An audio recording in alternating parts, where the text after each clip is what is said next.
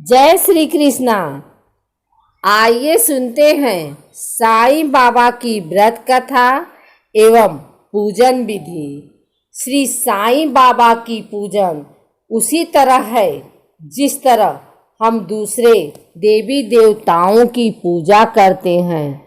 ऐसा माना जाता है कि भगवान और गुरु तो सच्चे प्रेम से ही खुश हो जाते हैं।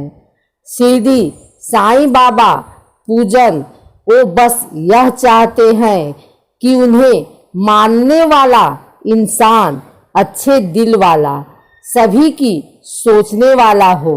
फिर भी आपके लिए कुछ विधि साईं बाबा की पूजा के लिए बता रहे हैं। साईं बाबा का पवित्र स्नान। साईं बाबा की मूर्त या फोटो को सबसे पहले आप त्रिमिद पानी, दूध और दही का मिश्रण से स्नान कराना चाहिए।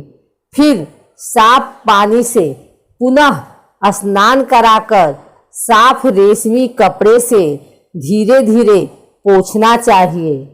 दीपक साईं बाबा के नाम जलाना। श्री साईं बाबा के श्रद्धा और सबूरी को समर्पित 2 दीपक साईं बाबा के आगे घी से जलाने चाहिए। घी के दीपक में घी इतना डालें कि वो कम से कम 20 मिनट तक जल सके। साईं सच्चरित्र का पाठ। श्री साईं सच्चरित्र का फिर पाठ करें या बाबा साईं के बारे में दिल से मनन करें। उन्हें दिल से धन्यवाद दें जो उन्हें अपने भक्तों के लिए किया। आप बाबा के 108 नाम वाली का पाठ भी कर सकते हैं। साईं बाबा के मंत्र उच्चारण। श्री साईं बाबा के मंत्रों का उच्चारण करें। जय जय साईं राम हरे हरे या ओम साईं नाथाय नमः, ओम श्री शिरडी देवाय नमः। साईं बाबा को भोजन अर्पण। श्री साईं बाबा को फिर भोजन, फल, फ्रूट अर्पण करें। वहीं भोजन अर्पण करने के बाद आप प्रसाद ले लें और बचे हुए भोजन को गाय, कुत्ते और अन्य जीवों में बांट दें। श्री साईं बाबा मनन। हर दिन श्री साईं बाबा से अपने दिल की बात कहें। उन्हें अपना मित्र, गुरु समझ कर हमेशा उनसे जुड़े रहें। आइए सुनते हैं साईं बाबा की व्रत कथा। कोकिला बहन और उनके पति महेश भाई शहर में रहते थे। दोनों में एक दूसरे के प्रति प्रेम भाव था, परंतु महेश भाई का स्वभाव झगड़ालू था। बोलने की तमीज ही न थी। लेकिन कोकिला बहन बहुत ही धार्मिक स्त्री थी। भगवान पर विश्वास रखती एवं बिना कुछ कहे सब कुछ सह लेती। धीरे धीरे उनके पति का धंधा रोजगार ठप हो गया। कुछ भी कमाई नहीं होती थी।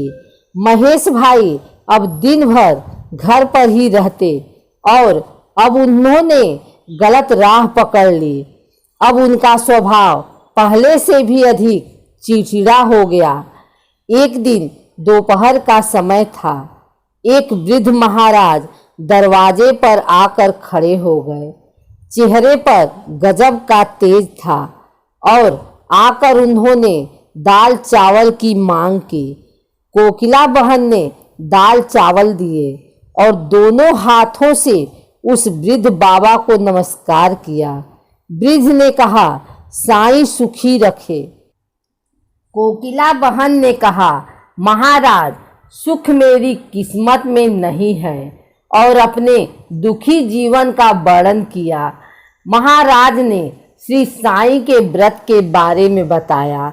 9 गुरुवार फलाहार या एक समय भोजन करना हो सके तो बेटा साईं मंदिर जाना, घर पर साईं बाबा की 9 गुरुवार पूजा करना, साईं व्रत करना और विधि से उद्यापन करना, भूखे को भोजन देना, साईं व्रत की किताबें 7, 11 या 21 यथाशक्ति लोगों को भेंट देना और इस तरह साईं व्रत का फैलाव करना। साईं बाबा तेरी सभी मनोकामना पूर्ण करेंगे। साईं बाबा पर अटूट श्रद्धा रखना जरूरी है।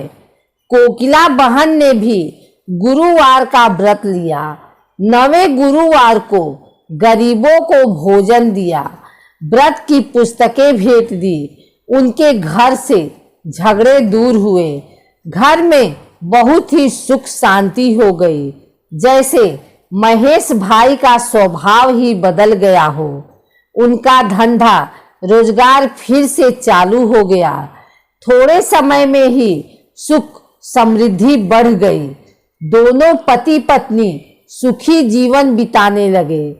एक दिन कोकिला बहन के जेठ जेठानी सूरत से आए। बातों बातों में उन्होंने बताया कि उनके बच्चे पढ़ाई नहीं करते, परीक्षा में फेल हो गए हैं।